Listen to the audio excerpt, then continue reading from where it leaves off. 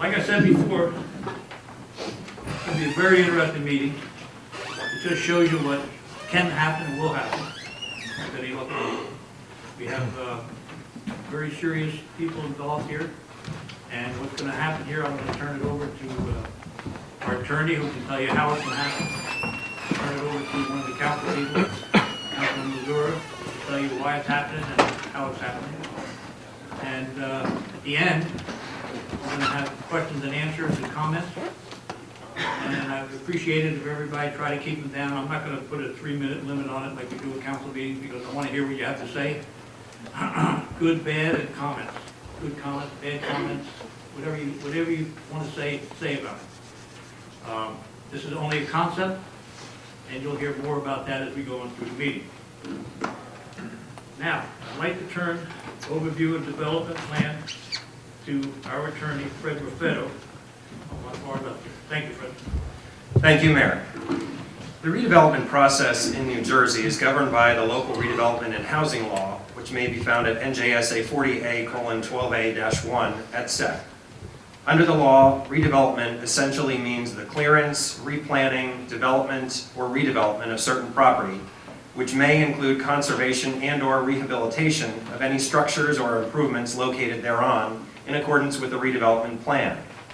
In order to commence the redevelopment process, a municipality must first cause a preliminary investigation to be undertaken in order to determine whether a particular property or properties is in need of redevelopment.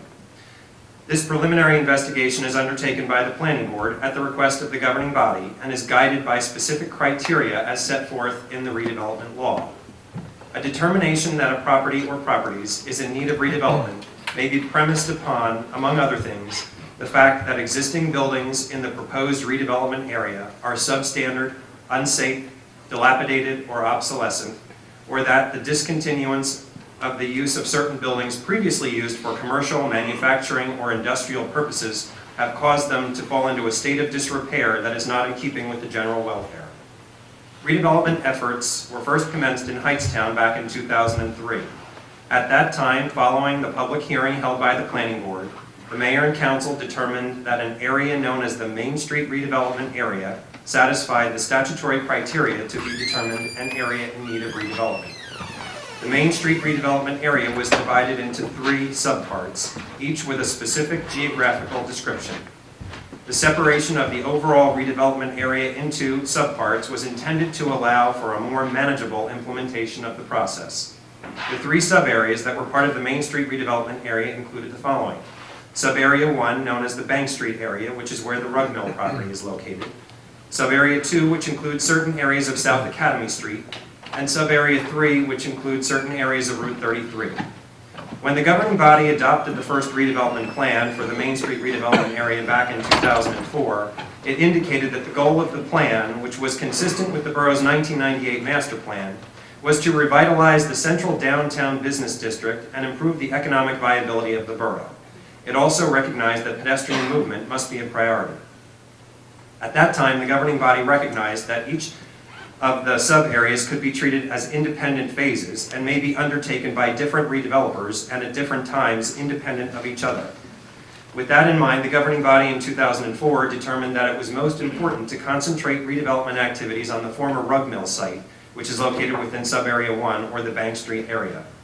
As such, though the initial 2004 redevelopment plan identified the 3 sub-areas previously referenced, it only included design criteria and other standards relating to the Bank Street sub-area, with the understanding that further action would be necessary with regard to the other 2 sub-areas in the future. By law, once a redevelopment plan is adopted, its provisions can either supersede the land use development regulations which otherwise would govern the properties covered by the plan, or its provisions may constitute what's known as an overlay zoning district for the properties in question, which determination is ultimately to be made by the governing body. In Hightstown, when the initial 2004 redevelopment plan was adopted, the Mayor and Council made it clear that the provisions of the redevelopment plan were to supersede the prior zoning regulations applicable to the Bank Street area, including the Rug Mill. The initial 2004 redevelopment plan was subsequently revised in 2006 and then once again in 2008 as negotiations with a prior potential redeveloper ensued. Unfortunately, for various reasons, including the downturn in the economy and real estate market at that time, negotiations with that prior potential redeveloper of the Rug Mill site never came to fruition. For a number of years thereafter, no formal redevelopment activity was memorialized or undertaken involving the Rug Mill site. In 2015, however, with market conditions improving, the mayor and council adopted further revisions to the initial redevelopment plan in order to make redevelopment of the Rug Mill site more feasible for any potential redeveloper. At or about that time, representatives of the borough were approached by representatives of developer R. Black Global with offices out of Brooklyn, New York, concerning their interest in redeveloping the Rug Mill site. Discussions between a small subgroup of borough officials and representatives of R. Black Global thereafter ensued, to the point that concept plans have now been prepared depicting R. Black Global's vision for redevelopment of the Rug Mill. Representatives of R. Black Global are here this evening in order to engage in a public presentation of its concept plans to the mayor and council, the planning board, and the public. The purpose of tonight's joint meeting of the council and the planning board is simply to allow R. Black Global and its representatives to make a presentation only of its concept plans for the Rug Mill site and surrounding areas, with the opportunity for questions and answers thereafter. Please note that there will be no formal action taken by either the mayor and council or the planning board this evening following this presentation. If, following tonight's presentation, the governing body is interested in moving forward with the proposal made by R. Black Global, then the next steps will include the following. The mayor and council may consider adopting a resolution at a subsequent council meeting designating R. Black Global and its subsidiaries as the conditional redeveloper for the Rug Mill site and authorizing the execution of a conditional redeveloper agreement between the borough and R. Black Global. This conditional redeveloper designation and agreement is not a required step under the redevelopment law and will not irrevocably bind the borough to anything. However, this step typically gives comfort to the developer that the municipality approves of its general concept with more details to be negotiated and ironed out later.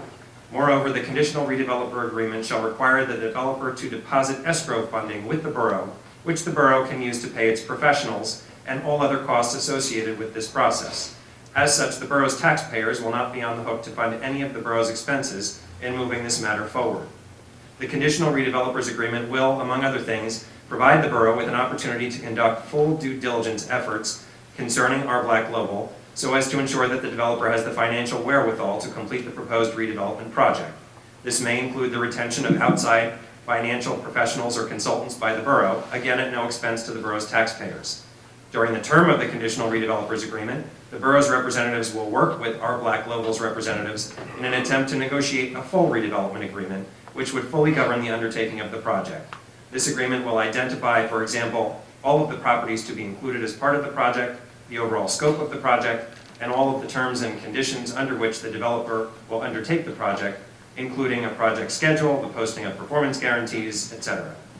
Presuming that the parties are successful and ultimately executing a full redevelopment agreement, which must be approved by resolution of the governing body in public, the developer will then prepare and submit necessary applications, land use applications, including site plan and/or subdivision, if applicable, to the borough's planning board. Once such applications have been approved by the board, then the developer may commence its construction of the project, all in accordance with the project schedule and the other terms and conditions that will be incorporated into the redevelopment agreement. With that having been said, I'd like to turn this matter over to Councilman Missoura so that the presentation by R. Black Global may proceed. Thanks, Fred. Pretty much covered it all. I'll just add that the mayor did appoint a subcommittee once R. Black Global expressed interest in this property to work with them. This process began last June. We had a kickoff meeting with representatives from R. Black Global. We met at the site. We spent the entire morning walking the entire site, through every building. We discussed what our visions were for this redevelopment and what we wanted it to achieve and its impact on Hightsown. Since then, we've met periodically with them as they've developed their plans, and here we are tonight. This is the first public presentation of their concept plan, and it's for the public's benefit. It's so far the only people that have really seen the plan have been the council members. So planning board is seeing this for the first time. Eventually they will be involved heavily in the process as we get into detailed designs and engineering documents. So they are also being presented with this for the first time.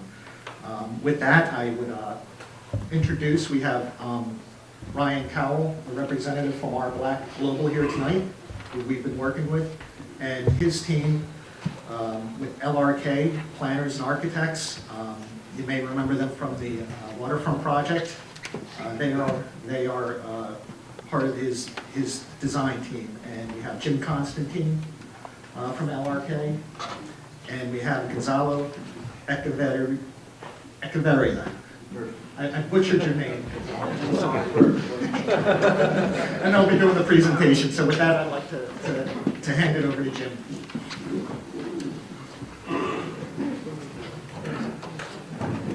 Should we dim the lights?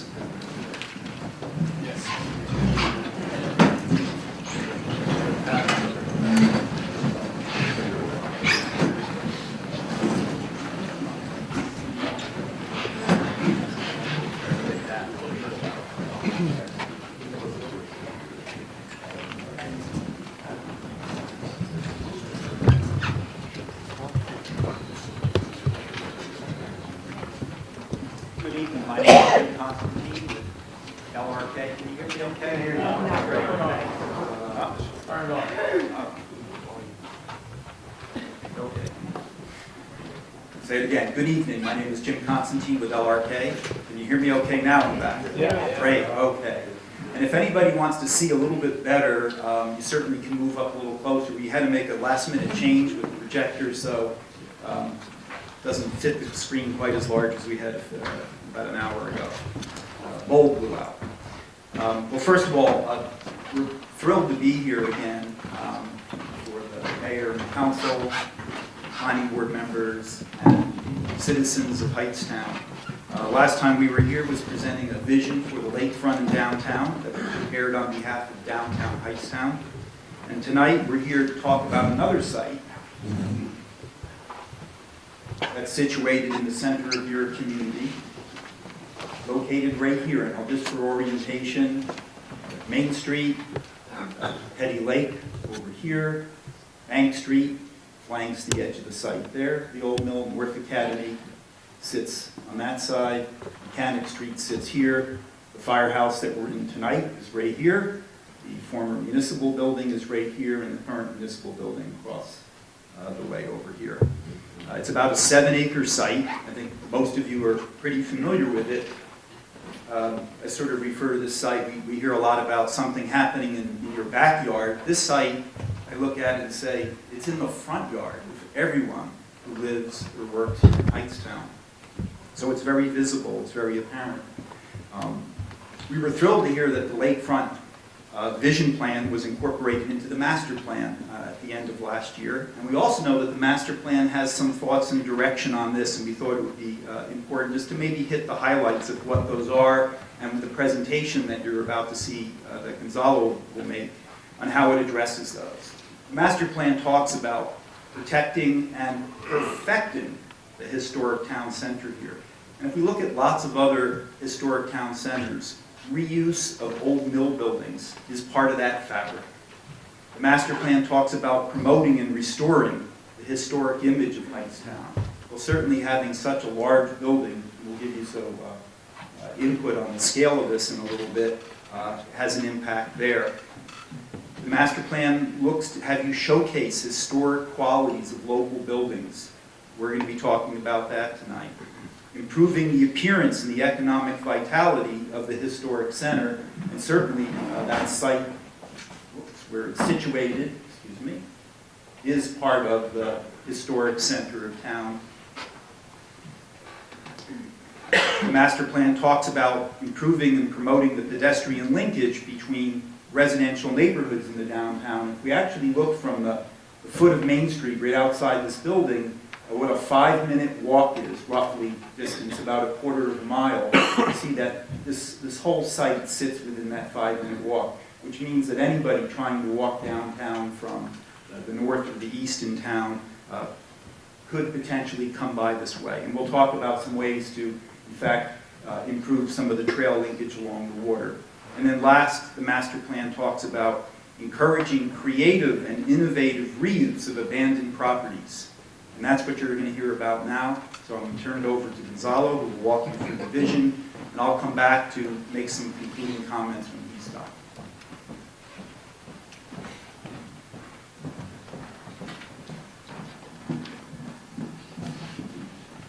Thank you, Jim.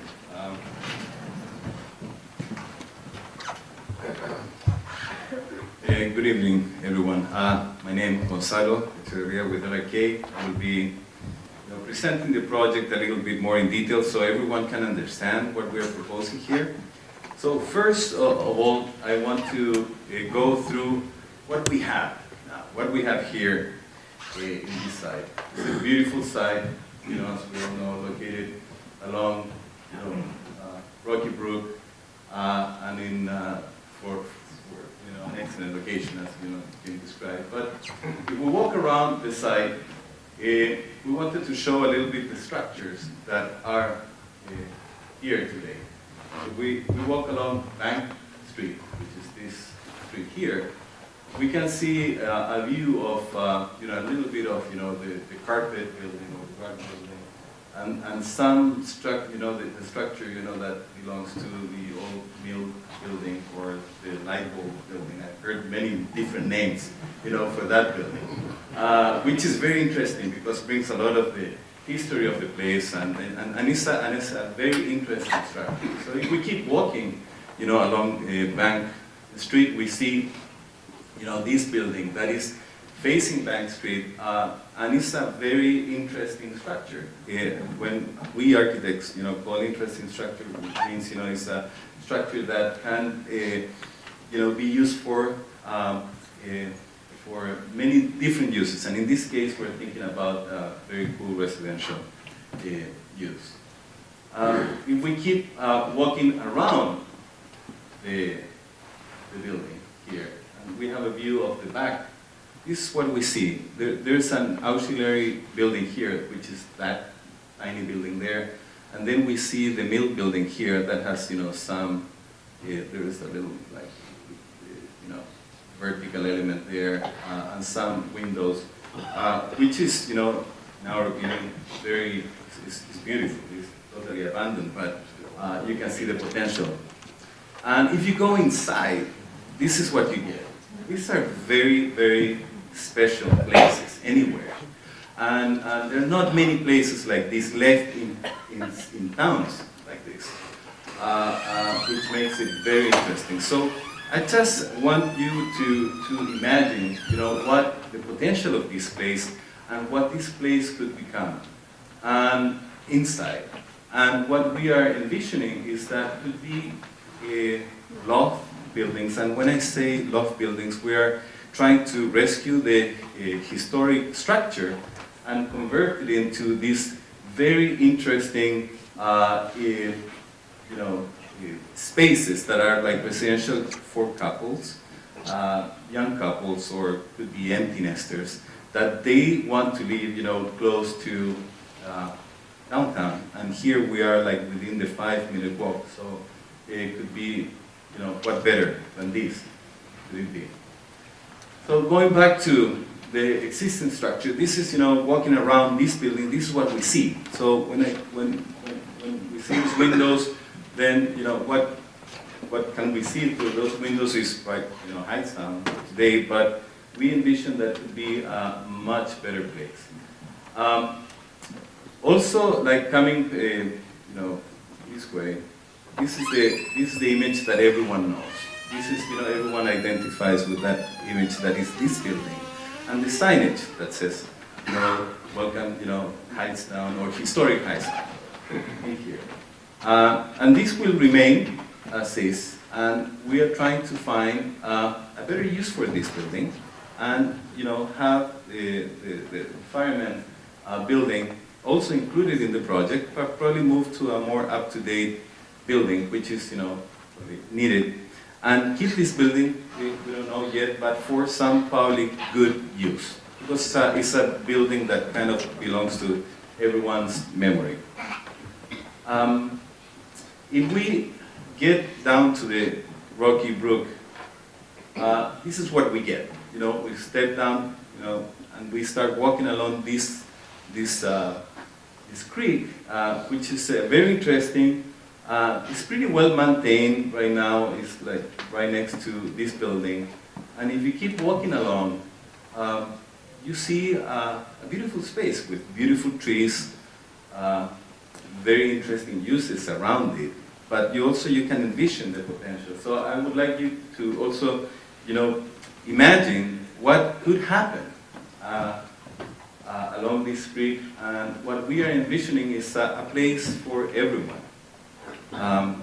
It's a place where you can enjoy the creek, and many things could happen. If we keep walking around the building, I want you to pay attention to the 3 dots. These are like the existing buildings, that I've been mentioning: firehouse, carpet building, and what we're calling the mills. So what I'm going to do right now is that I'm going to present the plan little by little, and so you can understand what we're thinking. So if we do a transition to what has been thought for the place, this is what we are calling the mills Hightsown. And what we have here is a sequence of very, very interesting places. First of all, we do have Main Street, so we are ending this part of Main Street. We are anchoring with some more uses, fronting with the commercial building and mixed use, creating a public space in here, also enhancing the creek. There's Rocky Brook that goes here. We are incorporating the public uses, the municipal building and firehouse and police as well. And we are trying to invite the historical society here to be part of it without changing it, but hopefully including them into this project. Then when we move to the north, we see this area where we have some lawn, this great internal space. This is all residential. And then we do have a parking garage that is lined, and when I say lined, it's a parking garage that is the front is covered by another building, so you don't see the parking garage fronting the creek. So I would like to explain the basics of the plan and the design. The main thing with this plan is to recognize that we have Rocky Brook in here. And right now we do have the name of it's Cook, yeah. So which is in here, which is a very, very important element, that runs along the creek and could connect, all the way, to the south as well. And we see that there could be some places, some crossings, some bridges along this path. But the most important thing is that you're connecting the town through the project. So the Rocky Brook goes through the project and connects everything around it. The other important thing for us to mention here was accessibility. And as I explained at the beginning, we're fronting North Main Street, Bank Street here, Stockton, runs around this way, and we have North Academy and Mechanic Street. And the way to access this place is that you can do it in many different ways. You can do it like by, this is kind of a drop-off area. If you're like driving through here, you want to drop, cars here. There could be a possibility for some traffic there, like it's not constant traffic, but could be open, and this area also could be used for parking. And I would explain this a little bit later. What is this, each of these? Also, you have the main access to the parking garage, which is coming from North Academy and from Bank Street. that will lead us to this garage that is very important because really without this parking garage, which is not a big structure, but it's big enough to hold enough parking spaces for this to happen and also for all of these, plus some other uses that we all been thinking about in front of the lake. So there's another possibility to access this through Stockton Street, which is something that we thought that could be beneficial for everyone, as a good access to the parking garage. And this, as I was saying, leads us to a great connectivity. As pedestrians, you come to this parking if you're from somewhere outside, and then you walk around and you can go through the project and everywhere to downtown Main Street area. So if we go back, I want to go through a little bit more detail on what we're proposing here. Here we're creating a great space. This is a very public space in where this is surrounded by some mixed-use building. Of course, this is the building we have. We are right now that we think the ground floor, if it's not being used for the fire department anymore, could be even like an open market or something that can be used by everyone in Hightsown. But also this opens to this green that could be a gathering place for everyone.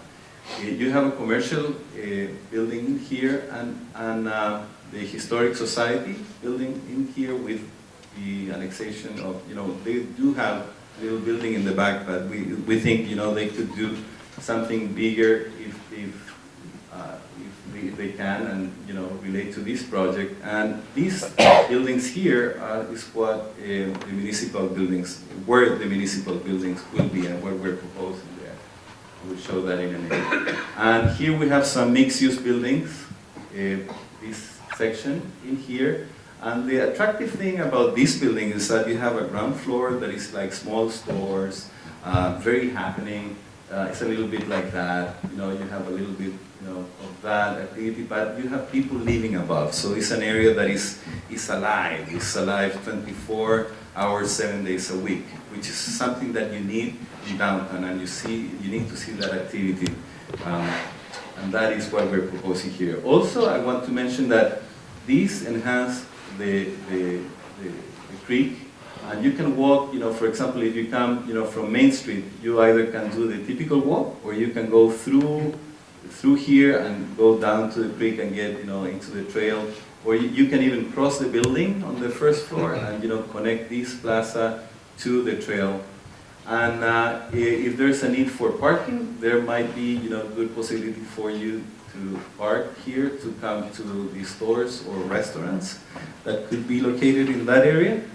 And we took in consideration the fire department. We think that could be placed in here. We have a little sketch here. I know that probably we needed one more bay, but if we have fire trucks here that can go out to the street and they can also open to the square.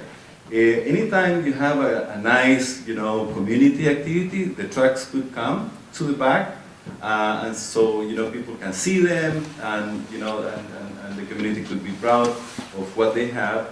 And that's a little bit of the diagram here that you see. This is the street, and that's the park in the back, and so you're able to go through. And this just showing like the ground floor of what could happen. And of course, this could be mixed with some other municipal uses as we've been talking about. So this is the area that's for municipal building use.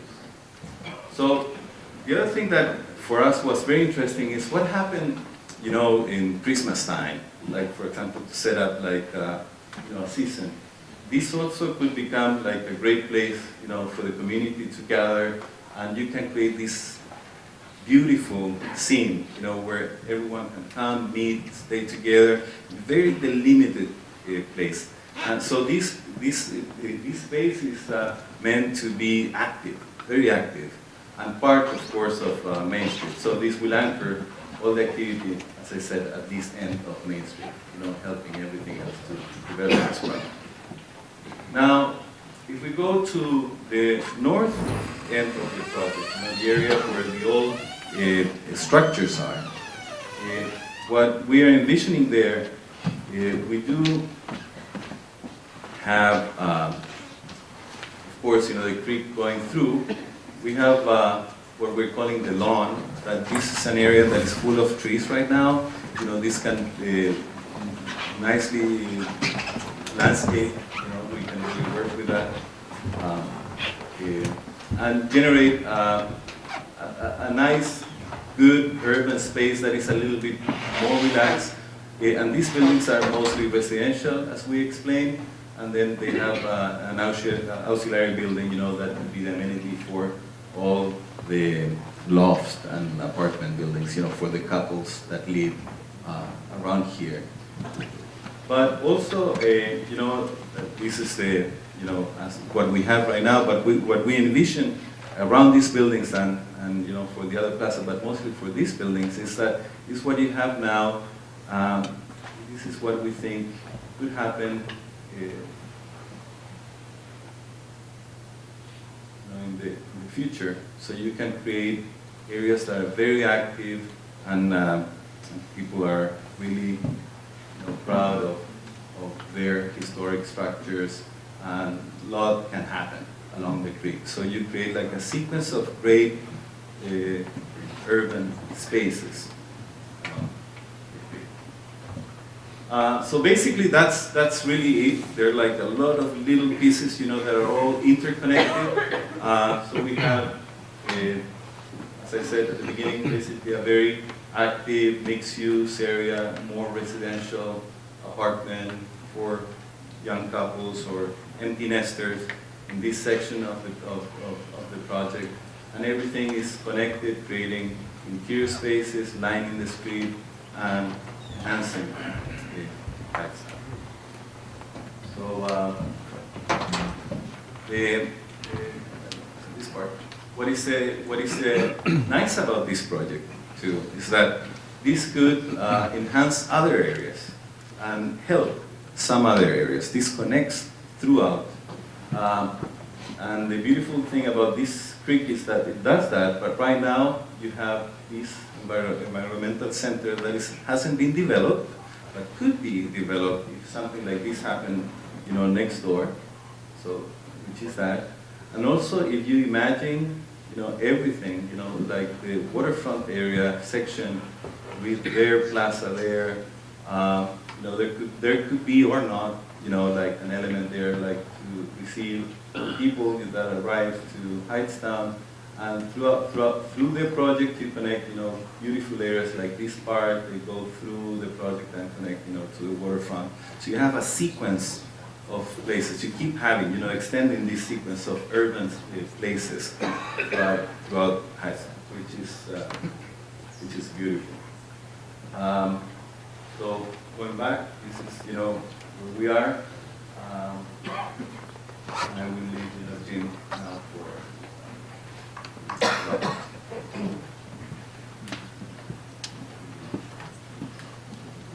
Thank you, Gonzalo. So, what we've heard about this concept, this vision, solves many issues and creates many benefits to the environment, to the history of this community, to the central business district, to the municipality, and we think to the quality of life of every resident who lives here. The firehouse will remain as a landmark structure, a gateway that welcomes people into the town, as it has for a long time. The municipal offices, the police and the fire department get a new home. We add vitality to the central business district, and we anchor this end of Main Street, which should have an effect that also affects other nearby properties. There will be more people in downtown, and one of the specific groups that I think you'll capture living here as well, I heard somebody mention, are singles. We see now that there are more young single buyers at one end of the age spectrum, and at the other end, as we get to the aging population, we're going to see more and more single-person households as people live longer and want to stay in their host community. They often need a smaller place to live, not a single-family home, somewhere that might be unique, embed them in the history, keep them downtown, allow you to walk to everything, even when you're providing less. And of course, that's a huge issue, the walkability of having this additional population downtown, in people that would really be coming to live here to be part of the history and to be part of your downtown. That's in a stronger way than sometimes you have if you live in an outlying neighborhood. And all of that means that you have more disposable income that is there to help retain and help rejuvenate the businesses that are here, but also attract new ones in, because businesses do look at how much disposable income is there. And I think you'll find that in downtowns that have been revitalized, you also often see part of that has been a mix of getting some new residents in, new choices and ways to live that are unique and special to the place, that are part of that recipe. And then last, this is a good commercial rateable that will help enhance the tax base of the community. It cleans a contaminated site, provides new life for a historic building, series of buildings. It enhances the Roger Cook Trail that we talked about, as it kind of runs through the site, and that's really part of this whole notion of connecting and being part of the walkability. Here we're going to zoom back out and we see the site, and you really get a sense of how much this site is in the front yards of everyone here in the community. So with that, we'd like to conclude, and we can take any questions, and we certainly thank you for listening to the presentation.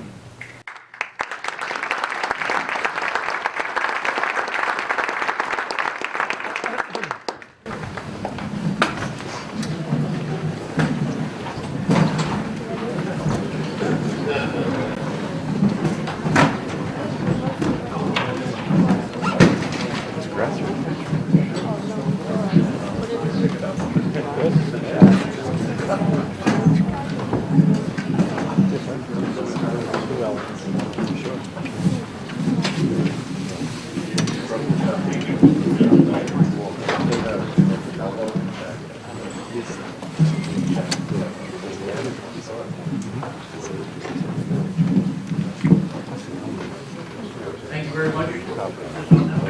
Thank you very much. Too much of a problem. Didn't I tell you it was going to be exciting? And after all these years of looking at it, and then all of a sudden somebody comes up and shows us the better side of it. Right now, the agenda is going to go into public comment.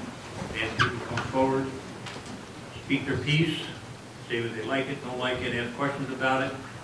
Remember, it's only a concept. It could be changing to the positive, I don't know. And please remember, there's other people who want to speak. Try to keep it down to like 3 minutes. I'm not going to sit and bang you on the head for it. Try to keep it down to 3 minutes.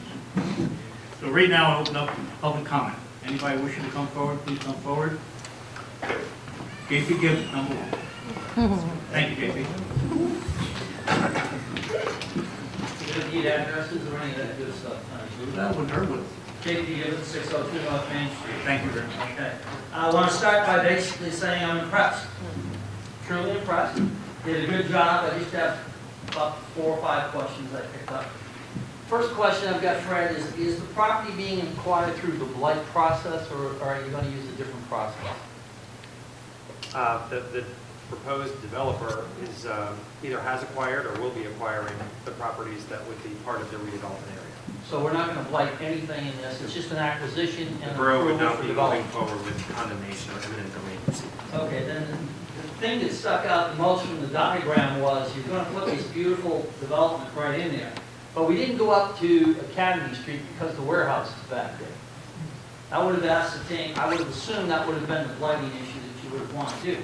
If you're going to do a project like this, it's a hell of a footprint.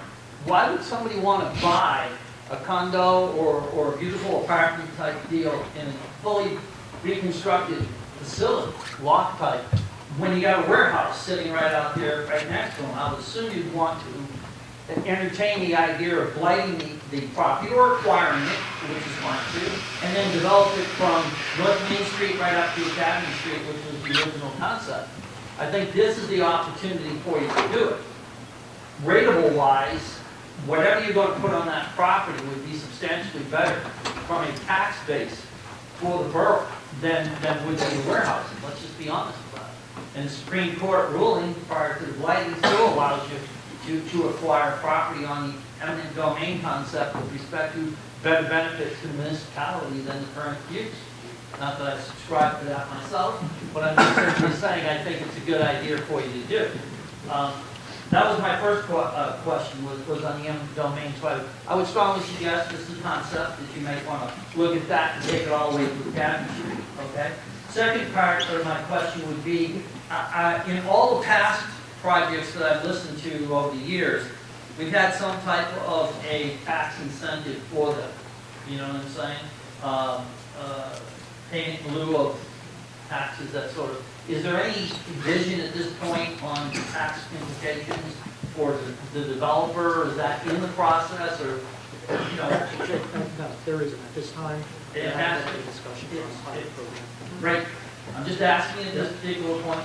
The concept seems to be good. Once again, not that I'm always trying to rock the boat. I will applaud you people. It's a great concept. I like it so far from what we see.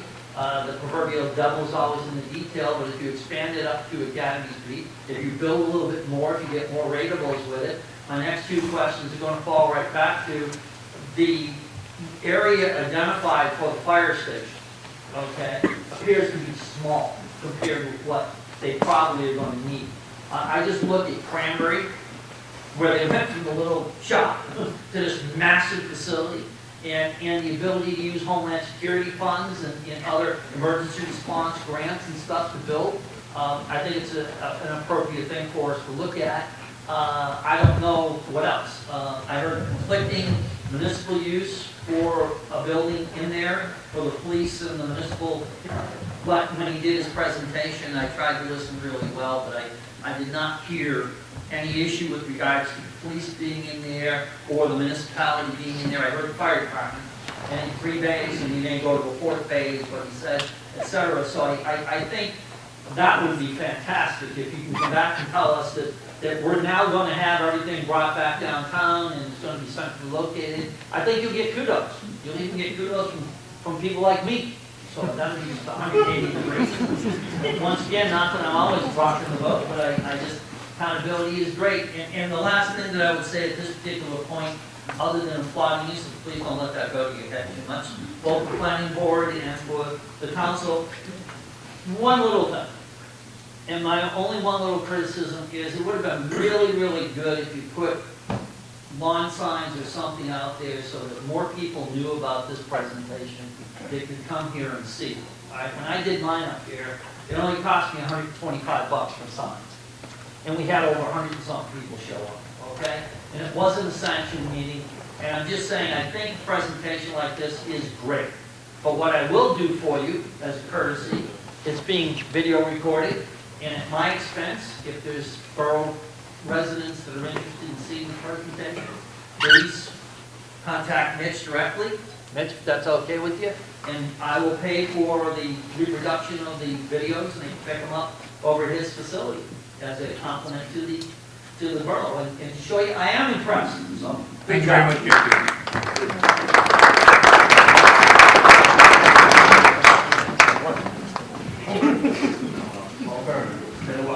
Name and address. Can you speak up, please? Paul Byrne. Yeah, microphone. As some of you know, I'm an employee of CCL, and I'm here with CCL management here, operations manager Jason Rudolph, who would like to get some feedback and comments from CCL.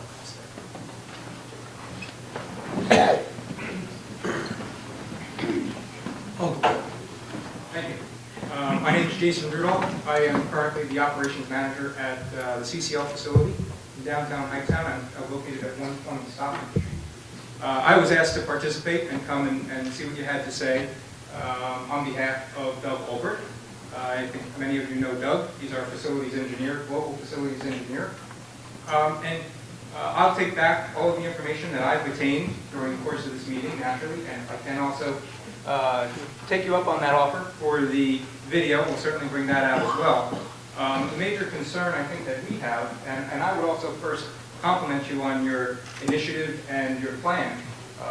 As a member of the community from a corporate standpoint, I would say, well, first I would let you know that I've been working at that facility for all total about 18 years. And with that obviously comes a lot of emotional ties to the community. And so again, very impressed with the presentation and the use of the property. The one concern that I think that I could speak for from a CCO advantage would be obviously accessibility.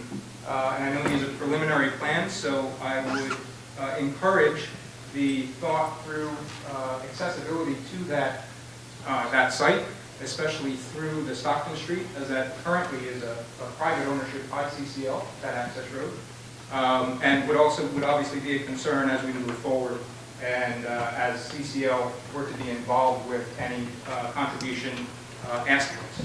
So, with that, thank you. Thank you very much.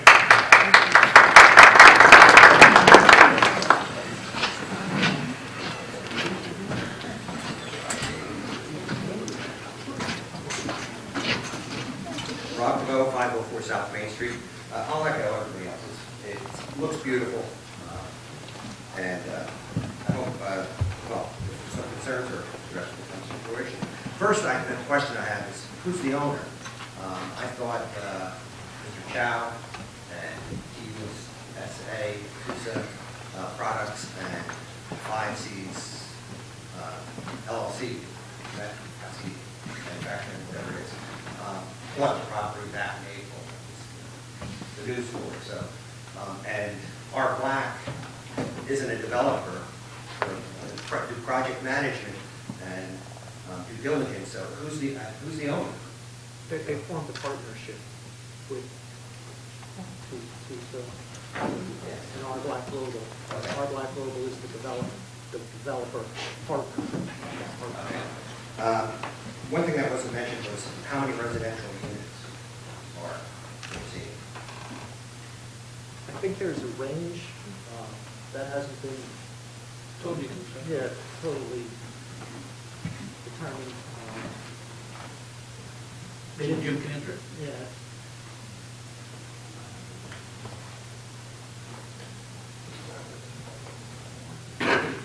It will be based on parking in terms of the number of units in there. One of the scenarios was around 170 total based on, it's going to be based on parking now, so part of that is investment. I'll remind the council and Larry was there at the time. Wolfington's presentation, probably 10 years ago, I think, going back now, was rejected with 130. So we're talking about almost 50% more than that. So that is a concern. And then, who is the target demographic for the apartments? If you're a developer and you're going to invest money, you must have a target demographic. I'm just interested in who you're targeting. Because I think they mentioned that in the presentation. just singles. Young couples that be investors, they cover those. Okay, but it's not going to be an age-limited community. Because 170 units, even if half of them have kids, or a quarter of them have kids, at $14,000 a pop, that's what we spend for our school system per student per year. That could have a huge impact on the overall taxes. We don't pay for pupil. No, but that's what they spend. Yeah, I know that. 14,000. So the budget will go up. If you have 10 kids, it'll go up $130,000. The other thing was, when you talk about public spaces, is that going to be actual public property owned by the borough, or is it going to be privately owned and open to the public at the decision of the property owner? talking about two public spaces. One behind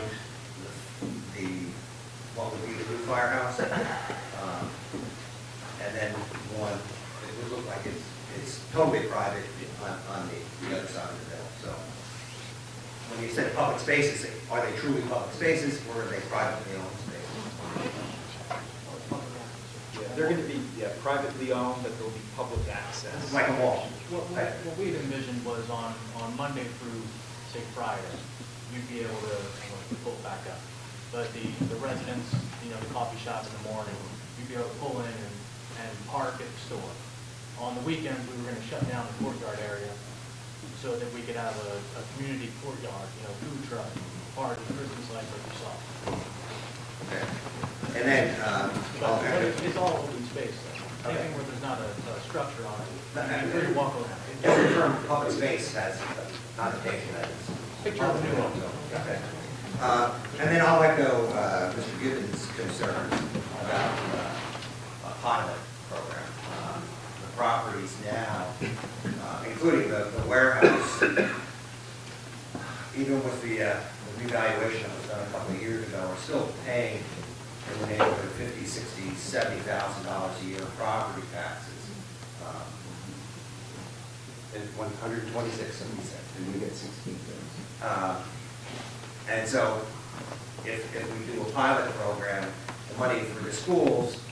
We already said we're not talking about that. Okay, so I'm echoing my concern.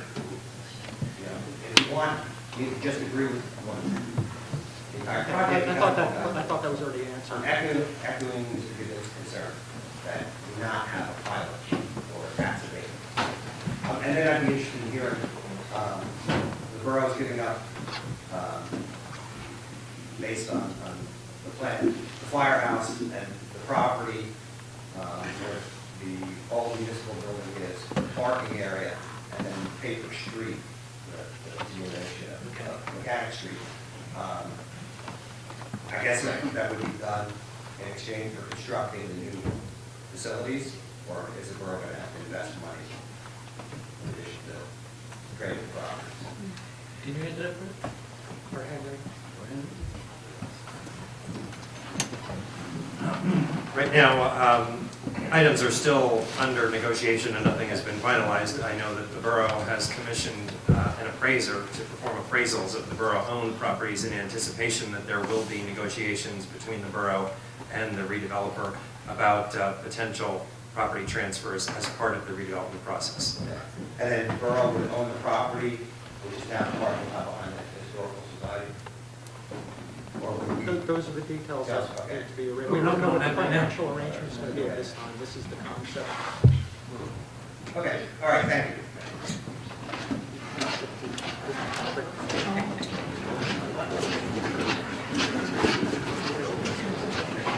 Walter Sikorsky, 326 near Main Street in Hightsown. I like the concept development. However, the specifics is really, the nub of this is where the specifics are. For example, there's no mention of, I just sort of heard an echo from you, Brian, about what, 170, okay, 170 units, but what are the 170 units? Are they rentals? Are they condos? What about the color requirement? I know it might be early to bring that up, but the color requirement is pretty significant.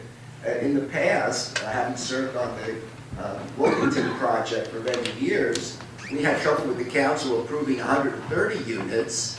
Now we have gone to 170 without addressing color.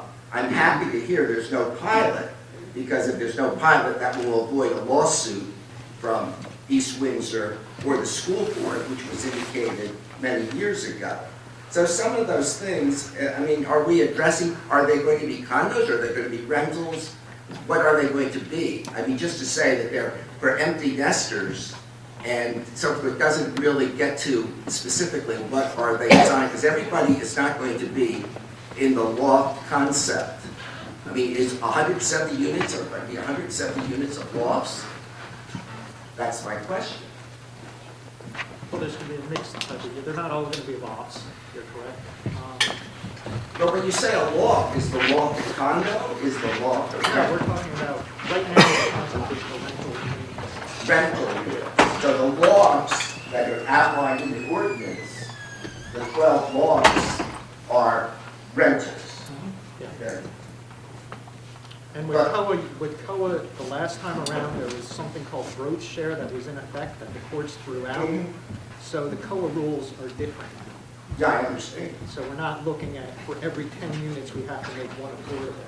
We're working parallel to this with our planner and our attorney to meet our affordable housing needs.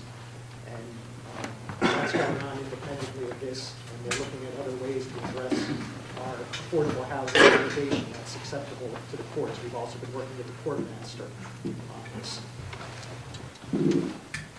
So now, currently, the borough does own this property, which is the firehouse, and then that would change ownership to the new owners. And Fred, you did say that we are getting appraisals of the properties that belong to the borough and that would be sold to the developer.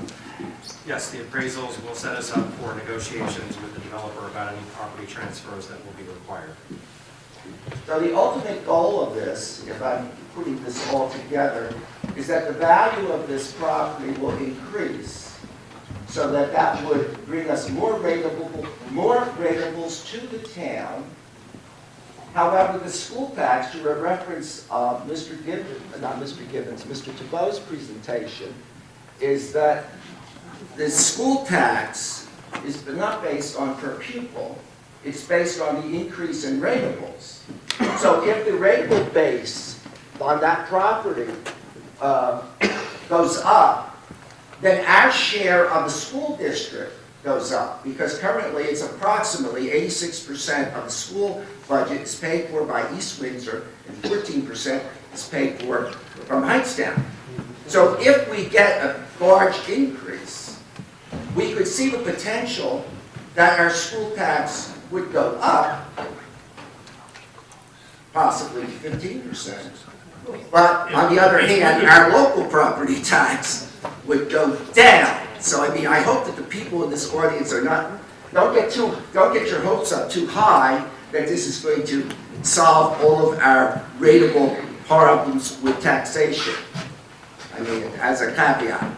And as I said, the concept is beautiful, but remember, pictures are beautiful. But however, the nitty-gritty, as one of the previous speakers said, is in the devil is in the details of working out this. And I think the people who worked on this are to be commended for their work, the subcommittee, and hopefully this will make progress on this project. After all, how much more time do I have? Thank you. Thank you. Steve Clark, 628 South Main Street, Hightsown. Interesting presentation. One cannot be critical of one's creativity or authenticity. Problems, I might mention a few. But first of all, 170 acres is not unreasonable for 70 acres. Cost of an apartment today, the bill is probably $100,000. You've got 17 million there for the apartments. Parking garage for 150 cars and 20,000 a car is about 3-something million. So the project looked like a $20 million project. In terms of Walker's comment, $20 million plus $400 million is 420 over 2.8 billion plus 420. It brings up to 32. You probably wind up with a tax reduction for schools because we'll have moving forward. We'll have a tax reduction in the borough as well. We'll have about a 10-cent tax reduction with a $20 million municipal tax. But back to the problems. I really don't think Borough Hall needs to be there. Fire trucks concern me because Bank Street doesn't have enough turning room for a fire truck to pull out, especially at the 130-foot ladder. No way is that going to come out unless you sit the building going back into the stream. That's an issue we're going to deal with. Borough Hall, why do we need a Borough Hall there? Police, interesting. I'd rather see the whole thing in commercial, residential, than anything municipal. I'd rather see municipal find another location for a fire truck and police and other things. Mr. Been complaining about the blue building. It's reasonable, that would have grown up to 9 acres. You have a lot of work to do in the future. It's not something that's going to happen right away. But it's interesting, you talk about a $20 million increase in rentals. The parking garage is brilliant. I think if you really, the architect and the developer are looking at that, that becomes a very interesting building for people that commute in this town, that go to New York or Philadelphia, basically New York, they have a place to park the car or the residence. It makes it very attractive. Makes it attractive, you put an 800 square foot unit and charge $15,000 to $2,000 a unit, makes it reasonable, because there's parking. You don't want to go out and shovel snow. Seniors do prefer something like that. The historical bit, I'm 80 years old. I've been in town all my life, roughly. Doesn't mean much, but the development of the stream means a lot. That whole stream concept, making that part of the development and making that, think of a place where people can hang out their golf department and fish. But, it's a beginning. What else is there but a beginning? I'm glad it's got it going. I'm glad we have a beginning. Thank you so much. Thank you, Pete.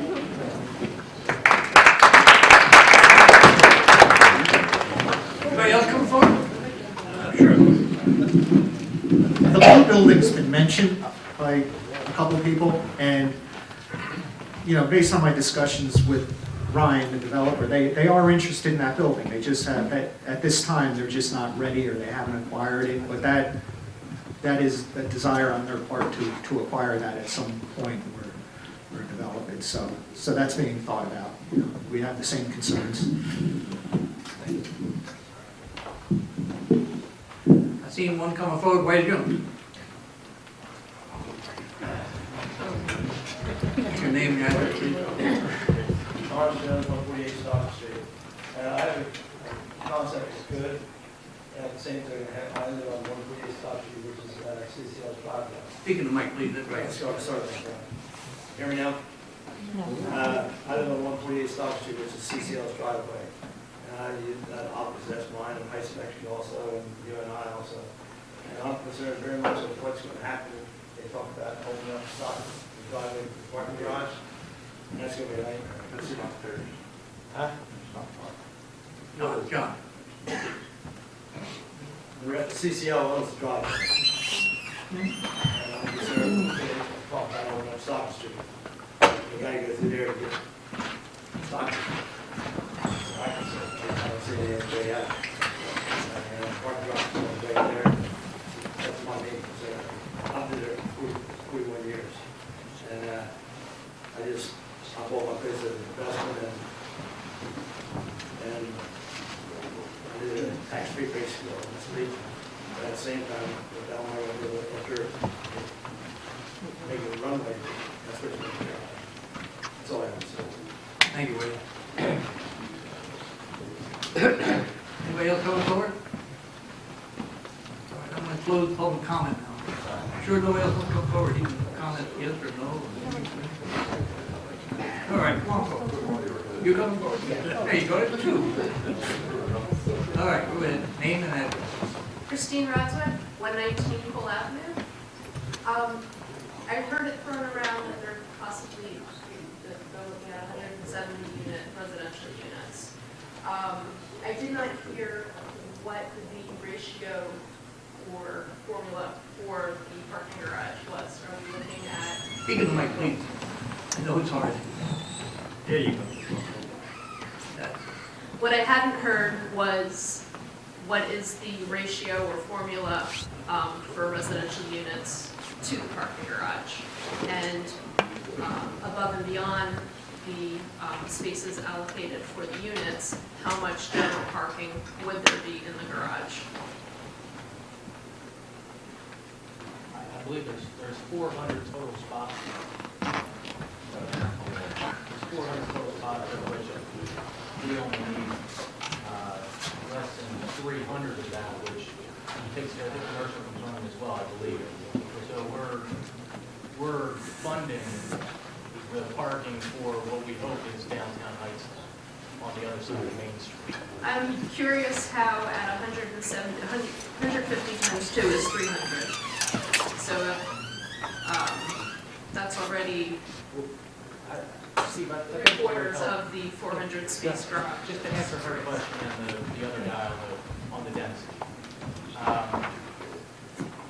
You want to address the old redevelopment plan versus the plan that y'all adopted? Yeah, I and how mean- we conform to that? Yeah, there is a formula in the borough code how parking has to be calculated. You know, they took that into account when they designated the parking spaces. There's also going to be additional parking on the site and along with Bank Street. You know, there's consideration of adding parking spaces there. The old plan had 130 units, or they proposed 130 units, but they were also talking about, they weren't talking about any new buildings. They were all going in the existing mill buildings. As you see, this site has a lot more square footage to put those people in. So it's really less dense. In a way, it's less dense in that the apartments are going to be big. We're talking about 170 units spread out over a greater number of square footage than 130 were originally. So I think, Ryan, that's what you were. I think so. I think the one thing that LRK didn't address is that, and it probably addresses the firehouse concern with the 110-foot ladder that can't turn the corner either, is the one-way street. And where we're going to change, you know, proposing to change the direction of the street, and then you'll have diagonal parking all the way down Bank Street. You'd also have courtyard parking during the week. Going back to the other concern of no municipal owned property, what we tried to incorporate with LRK was to not handcuff Hightsown into a municipal building that had to be there for 50 years to make it make sense. If Hightsown wanted to leave the design that we built, we're pretty comfortable that we'd be able to fill that space up and repurpose it, which I think is huge for the town. So for the short term, you know, we can bring everybody back to the same facility, you know, fire, police, and the town. And if it doesn't work out 10, 15 years from now, we still have an active site that all blends in. As far as the parking goes, I'm a developer. I've been a developer my whole life. The previous go-around, I don't think was, even though it took a long time on this site, a lot of wasted years, wasn't a developer leading the charge. I think the change in the town is much more appropriate for growth now. But nobody, it's not like I came in and said, I'm going to slap 107 units in there and max it out. What I did was I designed what I'm happy with, to be honest. I actually love it. I designed something that I think works for the town, and it works for me. And the parking is just a component of that which we all have to comply. So if I was asking for 180 units because I can fit it, but that's not where we're going. Let's say everything goes stellar. There's 170 units there, there are lively businesses, the lakefront is hopping. I don't want to see this become Red Bank. There is no place to park. So what does it take to make a 500 space garage? Is adding onto that later an option? You know, where does, where do we go with this? Because middle of the road, there's you know, let's say 150 units in those 170 are couples, 2 cars per family, that's 300 cars, so it's only 100 spaces. So I didn't propose any live work play, right, which actually cuts the unit size. It's same unit size. I'd be able to get an extra half a parking spot per unit. I didn't propose any of that. I think the one thing that I've heard from day one, and this has been a long process for me in Hightsown, and just so everybody knows, I'm from here. Right? Actually, the funny part is, and everybody that's been involved with me, I'll say that when I think of Hightsown, my dad used to get off at exit 8 all the time. I used to go play soccer at Rutgers. And when we lived in Hamilton, and instead of getting off at 7A, he'd get off at exit 8. And so what I remember is the wall, I remember the firehouse.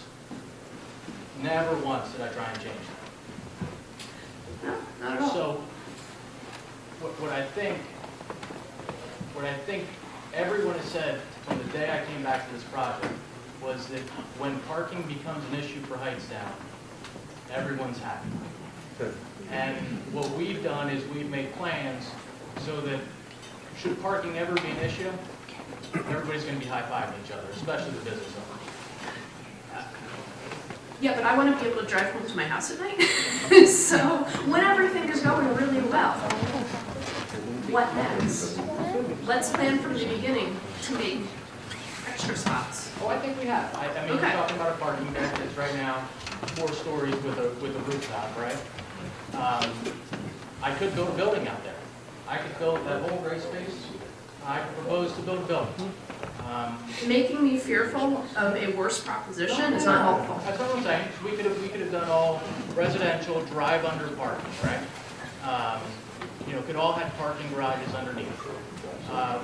Through my conversations with the town, we thought that the parking deck solved what you're worried about.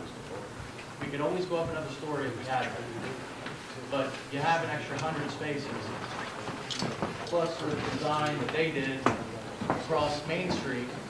If you think about that design, that was cutting parking down in half. And so I'm absorbing that onto this property. Which I'm glad to see because, I'm nearly on that picture down the right lane. But at any rate, Can I add something? This is, not only has Wilmington presented a plan, but we've seen a lot of plans from a lot of different developers over the years. I've been involved in this process for 15 years, whatever that first date Fred mentioned about the plan. That's like the day I joined the planning board. So I've lived with this a long time, and I've seen about four or five different developer proposals. And this is the first time I've seen somebody willing to build a parking garage. I think it's just great. The location is great. It's going to benefit the entire downtown having it there. It's also kind of hidden back there. It's not like we're going to have this parking garage. It's the first thing you see when you enter Hightsown. It's going to be pretty tucked away, but it's going to be accessible to everything. So I just see this parking garage is a great plus. There's going to be excess capacity there, and I think the town's going to benefit greatly from it. So when we saw that, we were all in favor of it. I agree. I just would hope that it would be constructed in a way to add to it if things really get to moving. I'll tell you, when this was first proposed at council, I made the exact same comment you did. Why not add an extra floor and make sure we have enough parking? I concur. I'm not a developer, but I think it's kind of easier to do those things at the beginning of a project than at the end of it or later. Well, we will discuss that. They're good points.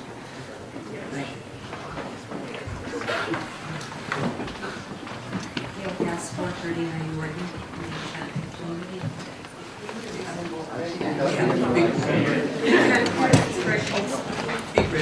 39 Norton Avenue. The worst case scenario would be that we were to resemble Red Pink. I wouldn't complain. You'll never hear me complain if a little bit of traffic is the issue. But at any rate, I'm not a mathematician and I'm not keeping up with your numbers. I believe that in your capable hands. I'd rather advocate for the aesthetics of it, which really has yet to be addressed. I long for more beautiful buildings and green grass and cycling lanes and dragon race boats on the lake and that sort of thing. And I think if you build it, they will come. I think the places will fill. I think it will bring energy. I think it will bring pride, and I don't think you can place a financial figure on that. And I think, too, that for a few people who come forward with concerns, which are probably valid to a large degree or maybe entirely degree, there are many others of us who just repeatedly have the conversation of what we would give ice cream cone, I don't know why it's the ice cream cone, what we would give to buy ice cream or a teacup or a piece of stationery on Main Street. So I fully support your efforts and I look forward and I trust you'll tend to the details because you pay taxes too, but more than that, we're used to high tax in Jersey. And I just want a place to really feel good about and to help my grandkids and my friends. A little theater, a little coffee shop, and a cycling club. Thank you. Thank you very much.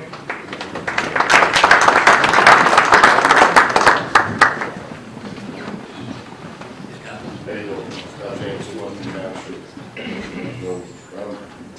Speak in the mic. Turn that mic up.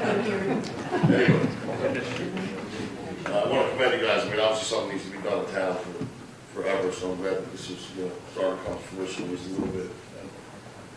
Obviously, I have a few concerns about the fire department that I see. Where do we have parking for the firemen?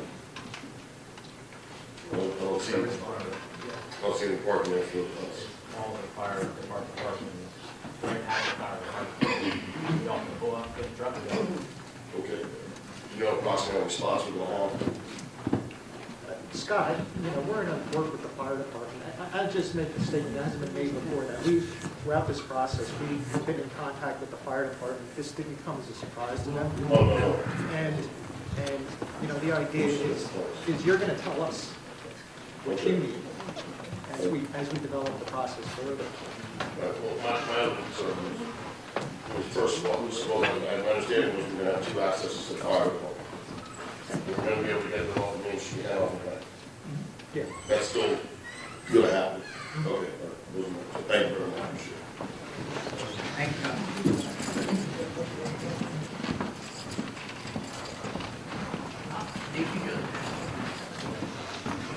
Hello, I'm Stacy Judge, 307 Morrison Avenue. Also chair of the Parks and Recreation Commission in town. And I just want to echo the fine lady's sentiments who was up here before. Very excited about this project. I think it will bring a lot of vitality and activity to our town. One of the things that we've always wanted to do was have a more active population here. We're approaching our 9th annual triathlon that we've had here in town. So things like cycling lanes and being able to have more accessibility to the trail that would give people an option for jogging and being out and walking, being a community for healthy living and being out enjoying our environment, I think is a big plus. I think it will also help to enhance Rocky Brook Park, our environmental area across the street from this project, which already has a community garden that has been thriving for about 5 years now. I think that provides a wonderful place for those people who would be more urban dwelling to have that open space in the community garden and participate there as well. So that's something that I'm hoping that will also bring the investment of these residents that come into the town, that they will invest in our recreation and our parks as well. So I'm very happy about it. Thank you. Thank you.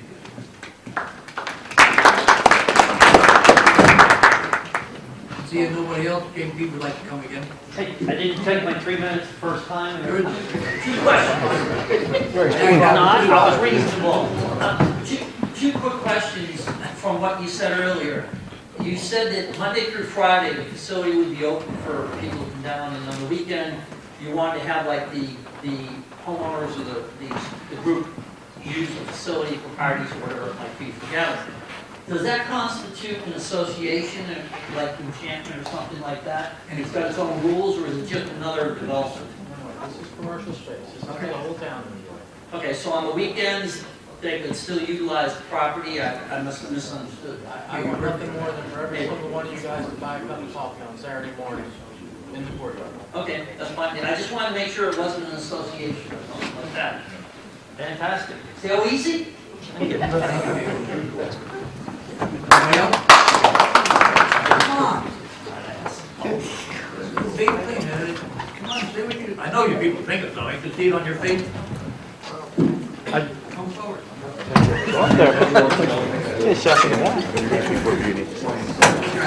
Oh, yeah, it's, no, you guys think about it. Number 70. I'd just like to comment about this. I got to applaud everybody that's even thinking about this project. I grew up in Union County, and I'll tell you the towns, Plainfield, Elizabeth, okay, a few other towns there, Garwood, all these towns did not have the progressive thinking that you folks are talking with now, and those towns now are no longer safe to even drive through or walk through. If you don't modernize this town and keep up with the progress, then we're going to fall into that same thing. Our house values are going to drop, our businesses are going to drop, and we're going to be a ghost town. So I applaud you for what you're doing.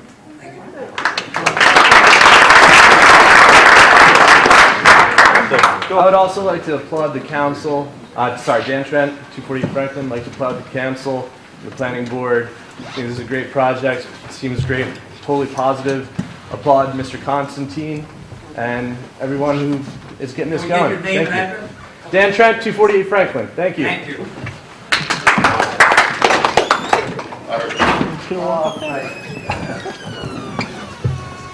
Frank Rivera, 110 Broad Street. I'd just like to remind the public that in a complex plan like this involving right and left tables, there's a lot of moving parts. It's an evolutionary. We're looking at history of about 15, 20 years, talking about the mill. And like a couple of previous speakers, I'm impressed at this juncture. Of course, we have many questions.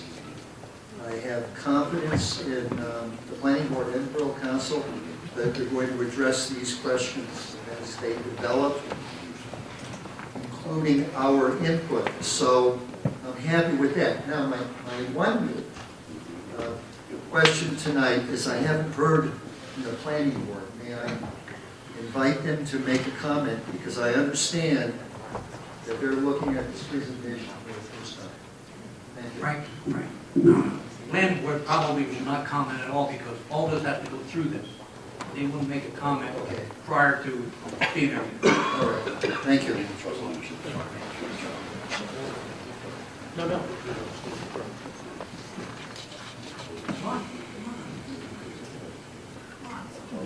All right. We're going to go with council comment now. Like I said, the planning board is not going to comment. But we'll start with Ann. Susan? Well, as everybody knows, and most of you said, it's exciting. This is one of the most exciting plans that we have had before us in years. I remember, I think it was in 2011, the last proposal for that Bug Mill area was for affordable senior housing, am I right? That was the last one. Can I compare this concept to that proposal from 5 years ago? We've been working on this, it's exciting, and I can't wait for this to come to fruition. Ms. Bunker?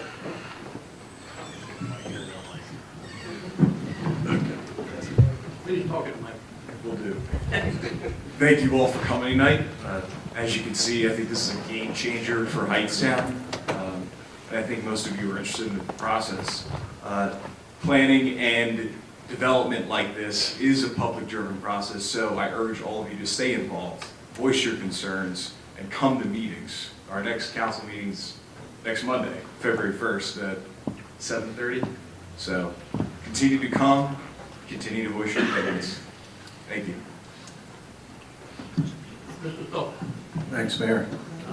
This project holds a special meaning to me because back in 1995, when I was in architecture school, it was my thesis project.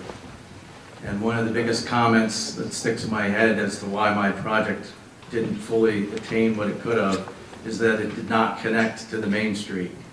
This is the first proposal that I've seen since I've been riding my bike or walking through the property that makes that connection. It's going to not only help the town, the downtown, it's going to help the project itself succeed. I applaud our Black Global and LRK for what they've come up with to date. I'm extremely excited to see how this moves forward, and all very good questions and concerns from the audience. We just have to consider that this is not just a tax issue, it's a quality of life issue as well. And what this can do to change our downtown, and the fact that all the pieces that have been missing, be it Borough Hall, police, the fact that this can be wrapped into one again, it's amazing to see the two paths coming back together again. I'm confident that council and planning board will continue to work with our Black Global and LRK to flush out the issues. And again, this is just concept level, but it's the best thing I've seen since I walked through that building in 1995. And thank you all for coming. Thank you, Mr. Coates. Mr. Kirby. First, I want to thank everyone for coming out. As I mentioned earlier, we did have an opportunity as council members to see a brief presentation about 2 or 3 weeks ago. I echoed Ms. Boswick's comments about additional parking. It's certainly something that it said that they would look into, as you heard tonight, possibly an additional floor on the parking deck. Certainly what I would envision, I want to make sure there's enough parking not just for the residents that will be moving in, but for the commercial use as well as for others that are accessing downtown. I really want to commend the people in the subcommittee that's been working on this plan. I think they've done just a phenomenal job. I'm really impressed with the way it ties into the previous plan that was presented to us for the lakefront development. We saw overwhelming public support for the lakefront development. I think this really ties in beautifully. The availability of space available to the public is an excellent idea. Mr. Jenkins, Chief Jenkins, at the initial presentation, I had also expressed concerns about turning radiuses for the fire trucks and access. It was explained to me that hasn't been addressed, the numbers would work, but as Mr. Missouri pointed out, it's certainly something that the fire department would have an ongoing participation in to make sure that your needs are satisfied, because your needs are ultimately all of our needs. I'm really looking forward to watching this plan move forward and progress. Thank you, everybody that's participated.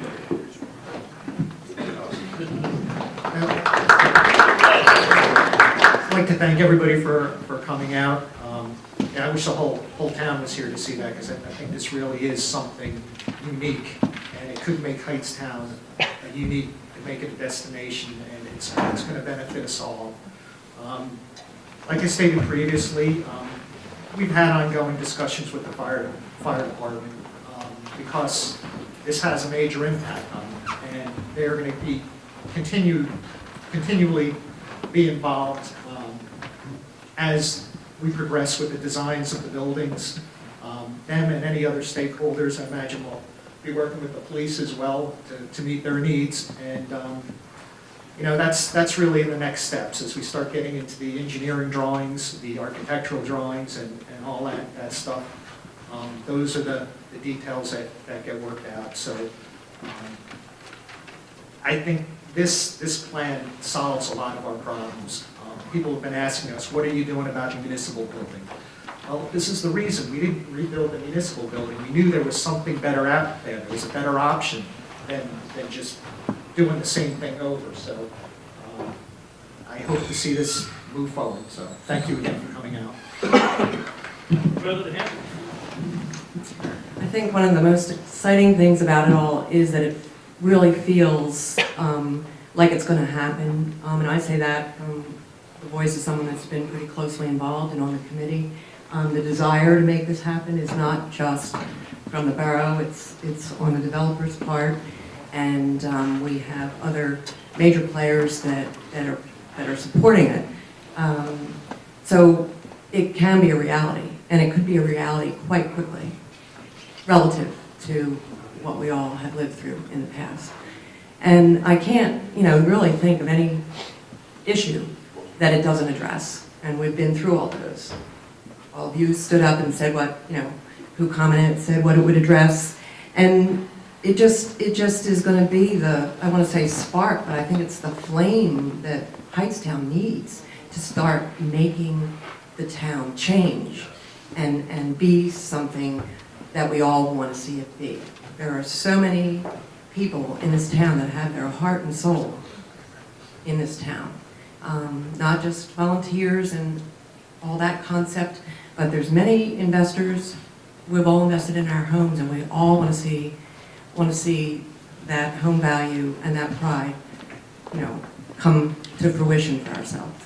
So I don't know how anything could be wrong. Yes, the devil's in the details, but we all have details. So I'm very excited, and if you stay behind us, as was said, and come out and hear what's going on and come to council meetings, we'd love to see more faces at council meetings. Things are going to start happening very quickly, and we look forward to having you all with us. Thanks. Well, I told you it was going to be an exciting night.